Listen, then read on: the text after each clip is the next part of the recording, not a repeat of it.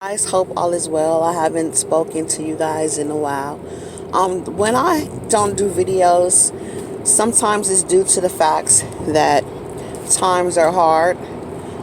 Just life period in general, or also the targeting. I got another nail in my tire. This happens to me like once a month. People are starting to recognize it, and then when they recognize it, they go, "Wow, you always get a nail in your tire. You need to drive careful." And I go, "It's not me. I told you guys that I am a target. You don't want to believe it, so it is what it is." I'm not going to try to.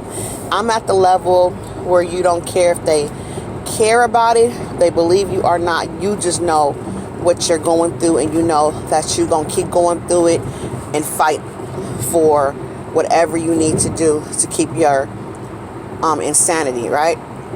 So after I told that person, like, no, I'm just a target. I keep telling you, don't believe it. And they just looked at me like, dang, because they like, dang, why do you always get nails in your tire? And it's not that it's multiple tires. It'd be like the same tire, you guys. So it's like they want you to know. You get it? It's not like, oh, I got a nail in my right tire, my left tire, my front. It'd be the same tire. So it's like, they want you to know. It is what it is. Long story short, the purpose of the video was just to catch you guys up on some things that was happening that was brought to my attention, and then about the story I saw on the news. But first, let's talk about the incident that I saw with my own eyes. I have a neighbor, you guys. Me and his neighbor used to speak with the high and by conversations, not like a long-winded conversations. However, when the people was protesting against, the George Floyd incident, this lady is a Caucasian lady, and she was outside. Like, I'm sick and tired of it. She was tired of the protest. Long story short, to me, I got offended, and I questioned her reasonings. Not to tell her that she doesn't have a right to be sick of it, just to question, to pick her mind frame, to understand why are some people sick of hearing it, okay? She turned it into a shouting battle where she got offended, and I said, no, I'm all about bias intents being broken, barriers being taken down so that we can understand each other, because I don't know why people look at things different or why people perceive things to be different. I really will ask you to pick your brain, because I'm learning. I'm in a learning stage. I want to learn. Long story short, so this same lady, we got into a verbal a verbal, nothing was never physical, just verbal disagreement. Put it there, you go. But hers was more aggressive, where she wanted to fight, and I was like, I don't got time for that. Who want to fight so I can go to jail and you walk around? We don't got time for that.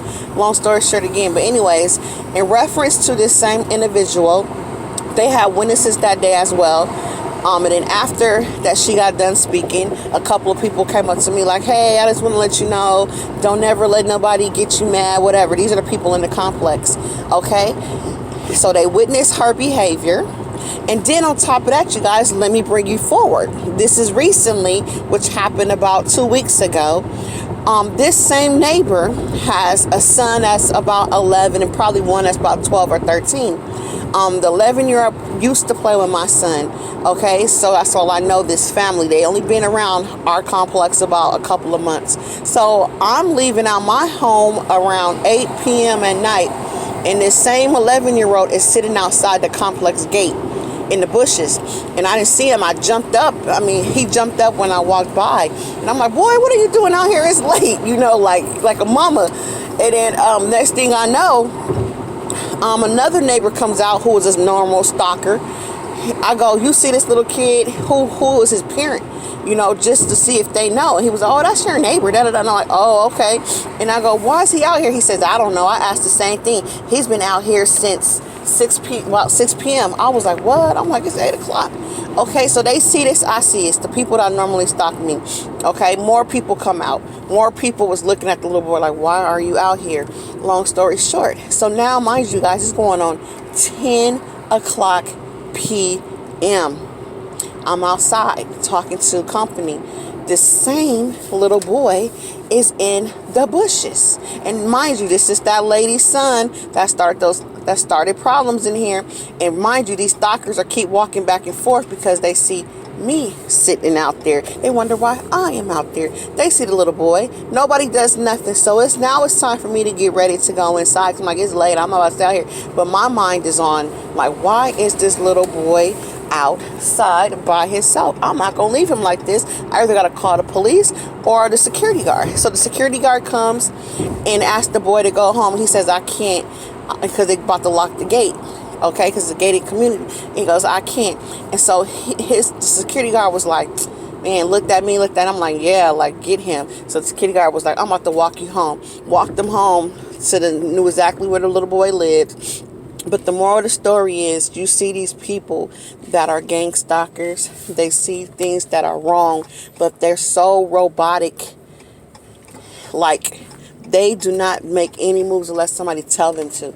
They see something wrong. Not one of those so-called gang stalkers that wanted to watch me made sure they watched that little boy. They was too busy focused on me. So that goes to show you how society is, you guys. A lot of people are programmed. And it's like us. Like when you watch television program, it programs you. These people, there's something wrong with them. Because you mean to tell me you a parent and somebody's telling you to watch this young lady that's an adult, and you see this kid, you not once took the time to make sure this little kid was safe?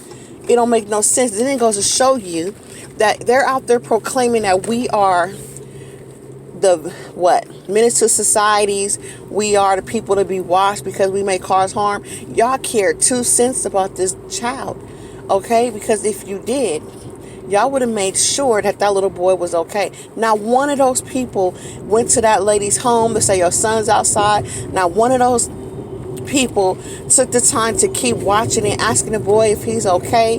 None of them. And that's the sad part in society now. Like, if they're not told to do something, they won't do it, even if they know right from wrong, right? It's like we are the only ones that's willing to take a risk to do the right thing. If I was a gang stalker, I'm sorry, I would have to break code and take a risk to take care of that child.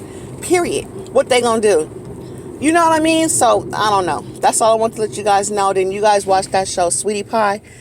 Ooh, did y'all hear about the uncle that set up his own nephew for the insurance policy? That goes to show you, when you have that gut instinct about non-trusting people, do not trust people. So people say, my family won't do stuff like that. Yes, they do.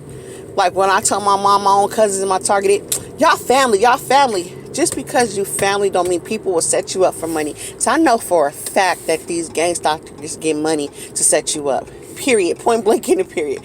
So look that up. It was a show called Sweetie Pie that used to come on the OWN network. And her son name is Tim. Tim set up his own nephew, y'all, to be killed for some doggone insurance policy. I'm so upset. Talk to you guys later.